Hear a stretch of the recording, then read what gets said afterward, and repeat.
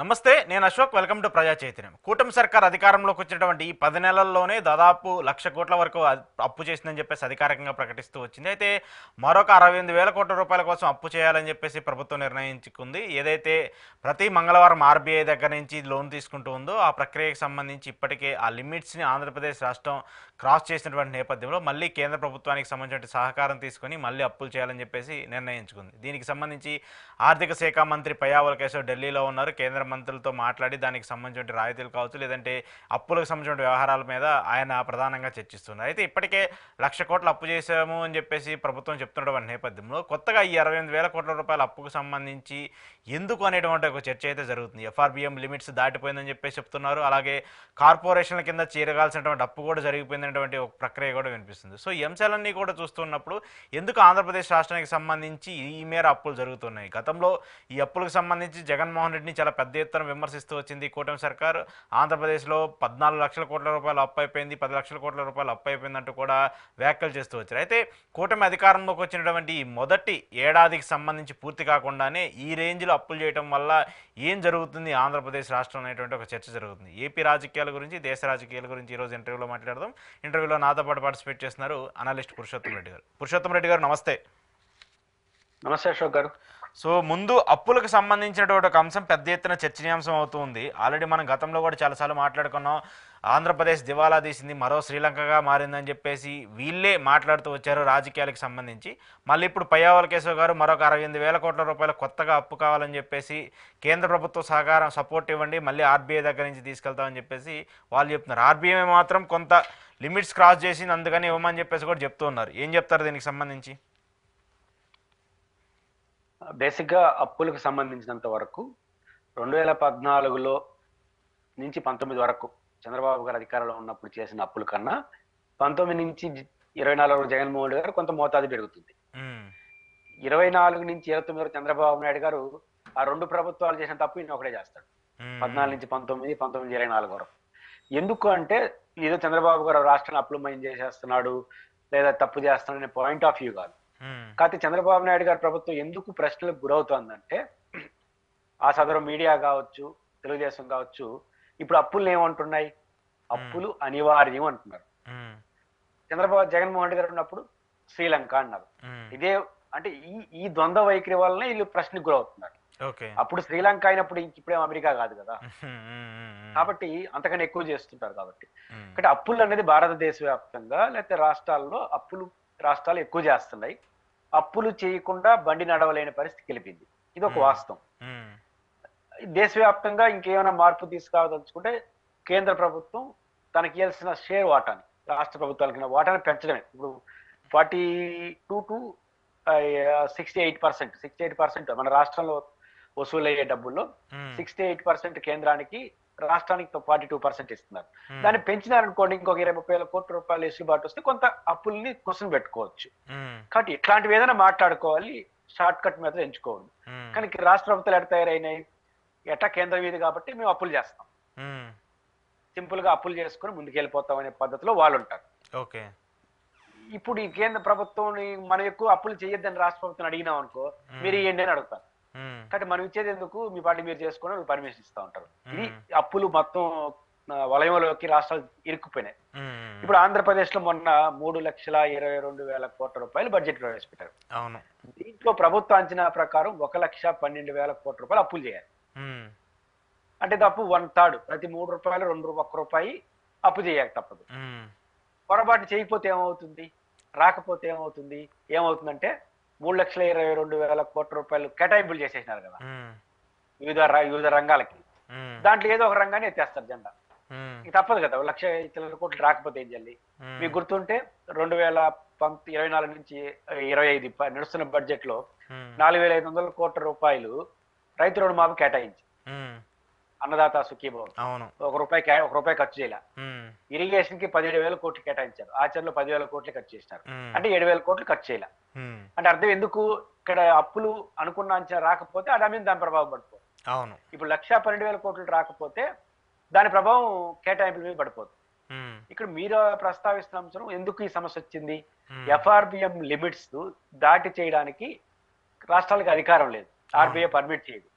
కొన్ని సందర్భాల్లో ఏం చేస్తారంటే ఈ ఫైనాన్స్ ఇయర్ లోనే మనకు లీగల్ గా ఎంతైతే ఉంటుందో దాని మించి ఇక్కడ చేస్తుంటారు.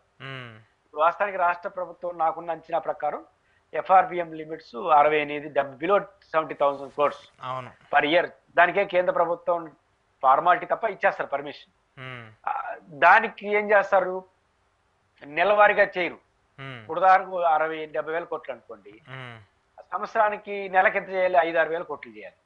కొన్ని సందర్భాలు అవసరాలైతే ఎక్కువ చేసేస్తారు. అప్పుడు తర్వాత నెలలో వీళ్ళు ఇబ్బంది పడతారు ఫైనాన్స్ ఇయర్ లో. ఇప్పుడు వీళ్ళు మే, జూన్, జూలై ఎక్కువ చేయాలని ఆశిస్తున్నారు రాష్ట్ర ప్రభుత్వం. ఎందుకు? సింపుల్ గా 2 పథకాలు అమలు చేయాలనుకుంటారు కదా. ఏది? అమ్మఒడి, అదేవిధంగా రైతు భరోసాకి కేటాయింపులు చేసినారు. కాబట్టి ఏప్రిల్, మే, జూన్ నెలలో మాక్సిమం డబ్బులు తెచ్చుకుంటే తప్ప దాన్ని చేయలేదు.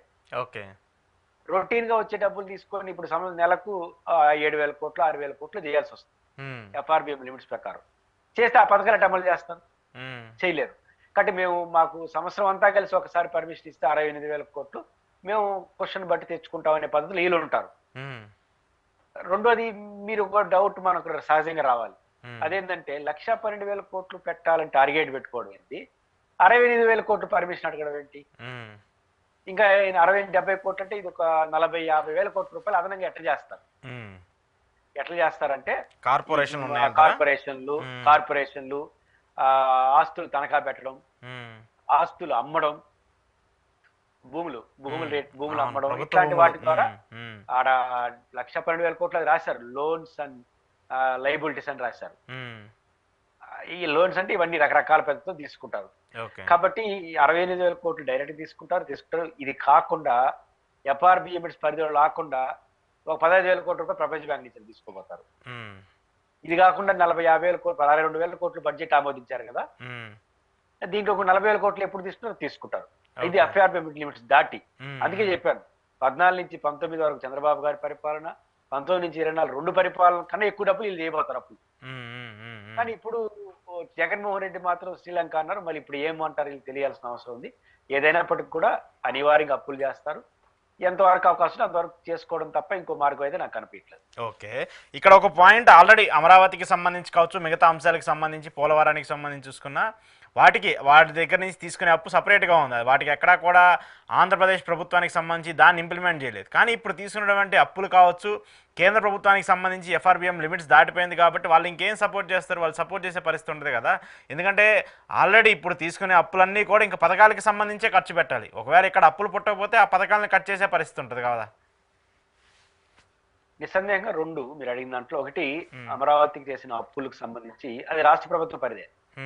అంటే కేంద్ర ప్రభుత్వం వీళ్ళు చేసిన సాయం ఏంటంటే, దానిలో ఏం చేస్తున్నారంటే తిరుపతి ఎంపీ గురుమూర్తి అడిగిన ప్రశ్నకి సమాధానం చెప్తూ వాళ్ళు ఏం చెప్పారంటే ఎఫ్ఆర్బిఎం పరిధిలోకి రాదు అన్నారు. రాదు అంటే అర్థం ఏంటంటే రాష్ట్ర ప్రభుత్వ పరిధిలో రాదని చెప్పేస్తున్నారు వీళ్ళు. అది కాదు, ఎఫ్ఆర్బిఎం కంటే ఒక లిమిట్స్ ఉంటుంది. 68,000 కోట్లు పైన చేయట్లేదు. రెగ్యులర్ అవసరాల కోసం 68,000 కోట్లు చేసాము, ఇంకా అమరావతి కోసం 10,000 కోట్లు యాడ్ చేస్తారు, వెసులుబాటు లేదు. కాబట్టి రాష్ట్ర ప్రభుత్వానికి అదనపు అప్పు తీసుకోవడానికి షూరిటీ ఇస్తున్నారు. రాష్ట్రానికి కట్టకుండా ఉండేదానికి కాదు. ఇంకా 10,000 కోట్లు చేసేవాళ్ళు ఇంకో 15,000 కోట్లు చేసుకోవడానికి పర్మిషన్ ఇస్తున్నారు. ఈ పర్మిషన్ ఎట్లా వాడుతున్నారంటే రాష్ట్రం కట్టాల్సిన అవసరం లేదంటే మాట్లాడుతున్నారు. అంటే అమరావతికి ఇచ్చే ఈ డబ్బు కూడా అనివార్యంగా రాష్ట్ర ప్రభుత్వమే కట్టాలి. ఇది ఫస్ట్ పాయింట్.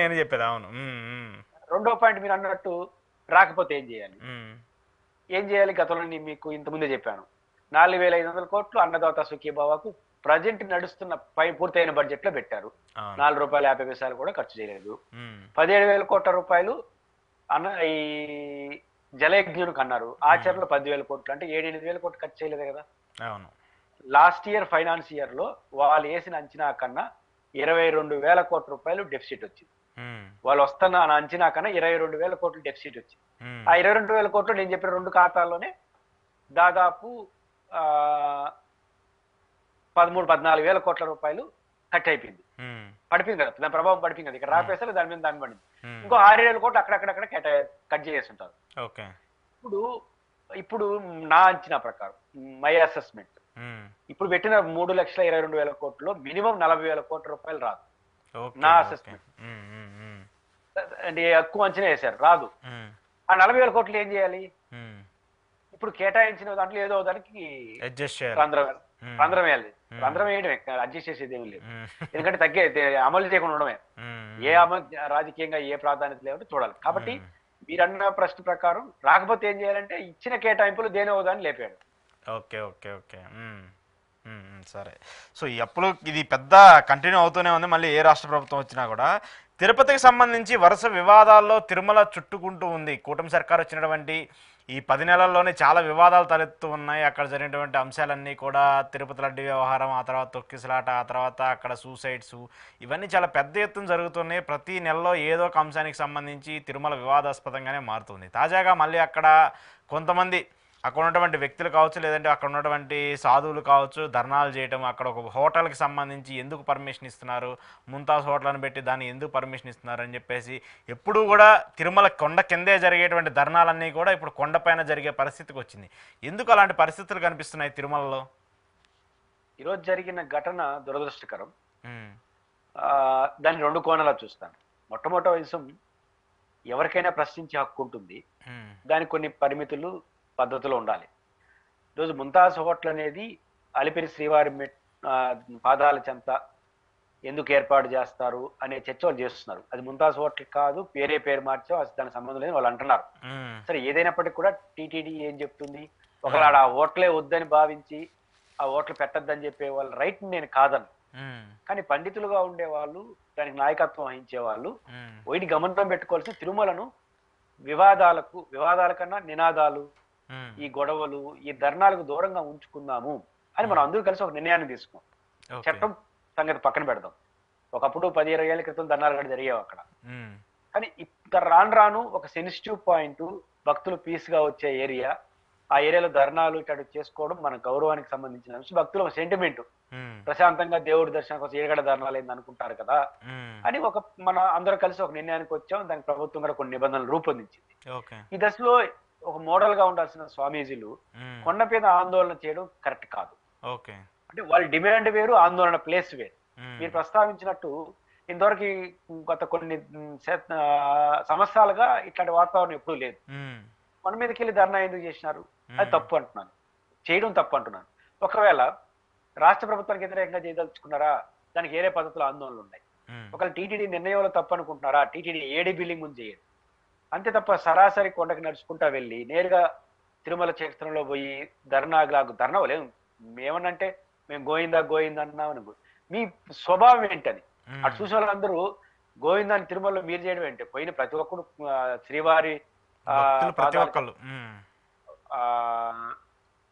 పాదయాత్ర స్టార్ట్ అయినప్పటి నుంచి, యాత్ర నడక యాత్ర ప్రారంభమైనప్పటి నుంచి, అలిపిరి బస్సు ఎక్కినప్పటి నుంచి, బస్సు తిరుపతిలో ఎక్కేవాడు కూడా గోవిందానే ఎక్కుతాడు. కొండ మీద నిరంతరం గోవింద నామస్మరణ చేస్తాం. మేము గోవిందా అంటే అందరూ గోవిందని అంటారు కొండపైన. మీరు ఏ ఉద్దేశంతో గోవిందారు? దండం పెట్టుకోవడానికి గోవిందన్నారా, అక్కడ దండ నిరసన తెలియజేయడానికి గోవిందన్నారా అనేది ప్రశ్న. కాబట్టి దాంతో వాళ్ళందరినీ అరెస్ట్ చేయాల్సి వచ్చింది పోలీసులు. కాబట్టి సాధువులు అనుకునే వాళ్ళు కానీ ఇతర పెద్దలు కానీ మీ డిమాండ్ తో నేను సమర్థించడం, విభేదించడం మీ హక్కు మీకుంది. కానీ ఆ క్షేత్రంలో పోయి ఇలాంటి యాక్టివిటీ చేయడం అనేది అది కరెక్ట్ కాదనేది మొదటి పాయింట్. ఒకవేళ చాలా ఏళ్ల పాటు మీరు ఆందోళన చేసి నిరసన తెలియజేసి అలిసిపోయి ఏమైనా పోయినారంటే రావడం పోయినారు, అంటే ఇది మంచిది కాదు. రెండోది టీటీడీ వైఫల్యం కూడా ఇక్కడ కనిపిస్తా ఉంది. అదేంటంటే అసలు అలిపిరి దగ్గరనే వాళ్ళకి అదుపులో తీసుకోవాలి. వాళ్ళు ఏమి రహస్యంగా వెళ్ళలేదు, చెప్పే వెళ్ళారు. పైపించి 2 రోజుల ముందే వాళ్ళు ప్రకటన కూడా చేశారు, మేము తిరుమలకు స్వామి వారికి సామూహిక వినత చేస్తాం. సామూహిక వినత అంటే నిరసనే కదా. బట్ ఇది అనౌన్స్ చేసి మళ్ళీ వెళ్ళే వాతావరణప్పుడు వాళ్ళ ఇండ్ల కాడనో లేకపోతే అలిపిరి దగ్గరనో చేసి మీరు ఇంకో చోట చేసుకోండి, ఇక్కడ ఇది కరెక్ట్ కాదని వాళ్ళు ఆపేసి ఉండాలి. ఆపకపోవడం టీటీడీ తప్పు, ఆపకపోయినా వాళ్ళు చేయడం వాళ్ళ తప్పు. కాబట్టి ఇద్దరు వైపు నుంచి ఆ లోపాలు జరిగాయి. ఎటువంటి పరిస్థితుల్లో ఇట్లాంటిది మంచిది కాదు. ముఖ్యంగా స్వామీజీలు దీనికి నాయకత్వం వహించడం అనేది రాంగు. మీరు భక్తులకి మోడల్ గా ఉండాలి. మీ డిమాండ్ మీరు చేయండి. టీటీడీ ఏడీ బిల్లింగ్ కార్డు ధర్నా చేస్తారా, రాష్ట్ర ప్రభుత్వానికి వ్యతిరేకం చేస్తారా, మీ స్వేచ్ఛకు సంబంధించిన అంశం. కొండ మీద వాళ్ళు పట్టుకోలేదన్నంత కారణంతో వెళ్ళడం కరెక్ట్ కూడా కాదు. మీరు వెళ్ళడం ద్వారా ఇట్లాంటి సాంప్రదాయాలు మళ్ళీ కొనసాగితే టీటీడీలో కొండ మీద ప్రధానంగా భక్తులు మనోభావాలు దెబ్బతింటా, ఇది మంచిది కాదు. మనం అందరూ కూడబలుక్కొని చెప్పుకున్న నిర్ణయం ఆడొద్దు ఆందోళన. దానికి భిన్నంగా సాధువులే చేయడం అనేది ఇట్స్ నాట్ కరెక్ట్. కాబట్టి వాళ్ళు చేయడం తప్పు, వాళ్ళని కొండ మీద పంపించడం టీటీడీ పోలీస్ యంత్రాంగం చేసిన తప్పుగా నేను అనుకుంటున్నాను. Okay okay. సో కంక్లూడ్ చేస్తూ ఒక పాయింట్ సార్, టీడీపీకి సంబంధించి ఇటీవల జనసేన పార్టీకి సంబంధించి ఆవిర్భావ సభ జరిగినప్పుడు నాగబాబు గారు కొన్ని కామెంట్స్ చేస్తూ వచ్చారు, పవన్ కళ్యాణ్ గారు కొన్ని కామెంట్ చేస్తూ వచ్చారు. పవన్ కళ్యాణ్ గారు అయితే బియాండ్ ఎక్స్టెండ్ లిమిట్ దాటి ఆయన దేశ రాజకీయాల గురించి, సౌత్ ఇండియాకి సంబంధించి చాలా మాట్లాడుతూ వచ్చారు. సరే, ఏపీ రాజకీయాలకు సంబంధించి చూసుకుంటే ఆయన చేసినటువంటి వ్యాఖ్యలు కొంచెం సంచలనంగా మారుతూ ఉన్నాయి. నాగబాబు గారి వల్ల వర్మ గారికి ఇబ్బంది జరగడం, అలాగే టీడీపీ పార్టీని కొంచెం తగ్గించే విధంగా మాట్లాడారనేటువంటి ఒక చర్చ జరుగుతుంది. మరోవైపు పవన్ కళ్యాణ్ గారు ఆయన చేసినటువంటి వ్యాఖ్యలు, ఆయన నేనే టీడీపీ పార్టీని కాపాడానటువంటి విమర్శలు వస్తున్నాయి. అయితే ఇప్పుడు టీడీపీ నుంచి కూడా దానికి రియాక్షన్స్ వస్తున్నాయి. నిన్న సీనియర్ నేతగా ఉన్నటువంటి బుచ్చే చౌదరి గారు ఆయన కొన్ని కామెంట్స్ చేస్తూ వచ్చారు. ఆయన చేసినటువంటి కామెంట్ కూడా చాలా అనూహ్యంగా ఉంది. ఒక కేజీ వడ్లు తూగాలంటే ఒక 4 వడ్లు వేస్తే అది తూగితే సరిపోదు, ఇంకా చాలా ఉంటుంది కానీ చెప్పేసి ఆయన స్టైల్లో ఆయన ఇస్తూ వచ్చారు. సో ఏంటి విమర్శలు వస్తూ ఉన్నాయి. ఇలాంటి ఒక్కొక్క విమర్శ యాడవుతూ వెళ్తున్నప్పుడు కూటమికి ఇబ్బందులు జరిగే పరిస్థితులు ఉంటాయి కదా. కూటమిల మధ్య గ్యాప్ క్రియేట్ అయ్యే పరిస్థితి ఉంటుంది. ఇద్దరి మధ్య, అగ్రనేతల మధ్య గ్యాప్ ఉండకపోవచ్చు కానీ ఎమ్మెల్యేల మధ్య, క్యాడర్ మధ్య గ్యాప్ కనిపిస్తూ ఉంటుంది కదా. అంటే మీరు బుచ్చయ్య చౌదరి గారు ఉదాహరణ చెప్పింది ఇప్పుడుది కాదు, కాబట్టి ఇప్పుడు అది రై అని తిరుగుతున్నాను సోషల్ మీడియాలో. అవునా? బుచ్చయ్య చౌదరి గారు ఈ మాట అనేది ఎప్పుడో, అంటే పవన్ కళ్యాణ్ గారితో పొత్తు పెట్టుకోకముందు అన్నాడు. కానీ ఇప్పుడు కాంటెంపరీ అయిపోయింది కాబట్టి ఆ బుచ్చయ్య గారు ఆ రోజు అన్నమాట ఇప్పుడు రోజు సోషల్ మీడియా అంతా చక్కర్లు కొడుతుంది. అది ఈ రోజే అన్నాడు అన్నట్టుగా కొడుతుంది. ఆయన ఉద్దేశం యాప్ట్ కరెక్ట్ గా సెట్ అయింది కాబట్టి. అప్పుడు 100 కిలోలు వైపు 100 కిలోలు వడ్లు ఉంటాయి, ఇంకోవైపు 100 కిలోలకు విలువైనటువంటి మెటీరియల్, అంటే ఏమంటారు దాన్ని, బరువు ఉండేది ఉంటాయి కదా, అవి పెడతారు 100 కిలోలు సమానంగా. పెట్టినప్పుడు 99 కిలోలు వస్తుంది ఆ రైస్ లో, ఆ వడ్లలో. కానీ 100 కిలోలు రాదు. అప్పుడు ఏం చేస్తామంటే చిన్న పక్కనుండే ఒక మెటీరియల్ తీసి అక్కడ పెడతాం. దీంతో 100 కిలోలు సమానం సరిపోతుంది. ఇప్పుడు 100 కిలోలు వడ్లు విలువ లేకపోతే ఆ చిన్న ముక్క విలువ రెండు ఉంటాయి కదా. 99.9 కిలోలు ఎక్కువ, 0.1 కిలో ఎక్కువ. కానీ ఆ 0.1 అనేది ఎక్కువ వల్లనే అది 100 కిలోలు వచ్చింది అక్కడికి. కానీ 99.9 కాదు కదా. కాబట్టి అది చెప్పదలుచుకుంది ఏంటంటే, పవన్ కళ్యాణ్ గారు అది 0 ఉంది కదా, ఆ పర్సంటేజ్ లాంటి వ్యక్తి అంతకు మించి అదే ఇట్లా అనుకుంటుందంటే అంతకన్నా ఆశ్చర్యకరం లేదని ఆయన ఎటకారంగా అన్నాడు. పొత్తులో లేరు. పాయింట్ ఏంటంటే, ఒకటి వాస్తవం, పవన్ కళ్యాణ్ గారు చేసిన వ్యాఖ్యలు వాళ్ళ 2 పార్టీల అంతర్గత వ్యవహారం కావచ్చు, కానీ తెలుగుదేశం పార్టీ 40% ఓట్లున్న పార్టీ, మీది 6% ఓట్లున్న పార్టీ. 6% ఓట్లు కూడా 40% ఓట్లు తోడైనప్పుడే గెలిచారు, నో డౌట్. కానీ 6% ఓట్లలో గెలవడం కాదు, 40% అయితే మీ 6% ఓట్లు ఏమైంటుంది? అంతే కదా. తెలుగుదేశానికి 40% ఉన్నాయి కాబట్టి మీ 6% యాడింగ్ అయ్యి గెలిచారు. తెలుగుదేశానికి 40% ఓట్లు రాకపోతే మీ 6% పోయి ఏం చేయాలి? మీరు వాళ్ళు కలిసి ఇద్దరు ఓడిపోతారు. కాబట్టి 6% ఓట్లున్న ఓట్లే 40% ఓట్లు వచ్చి గెలిస్తే 40% ఓట్లు లేకుండా మీరెట్ట గెలిచారని వాళ్ళు అంటారా? అంతే కదా. ఖచ్చితంగా పవన్ కళ్యాణ్ గారు ఆ మ్యాటర్ తెలుగుదేశానికి కొంత ఇబ్బంది పెట్టిన మాట వాస్తవం. ఖచ్చితంగా భవిష్యత్తులో ఇంకా గట్టిగా మాట్లాడతారు. ఈ తరహా వ్యాఖ్యలు అనేది వాళ్ళ పొత్తుకి, ఈ తరహా వ్యాఖ్యలు అనేది వాళ్ళిద్దరు ఇష్టం, మనం ఏం చెప్పలేము. బట్ వాళ్ళిద్దరు పొత్తు మధ్య అగాధం ఏర్పడడానికి మాత్రం బీజాలు వస్తాయి. Okay okay okay. రాబోయే రోజులు ఇలాంటి ప్రాబ్లమ్స్ ఉంటాయి. Thank you sir, thank you very much. ఇది పురుషోత్తం రెడ్డి గారితో ఏపీ రాజకీయాలకు సంబంధించి ఈరోజు స్పెషల్ ఇంటర్వ్యూ.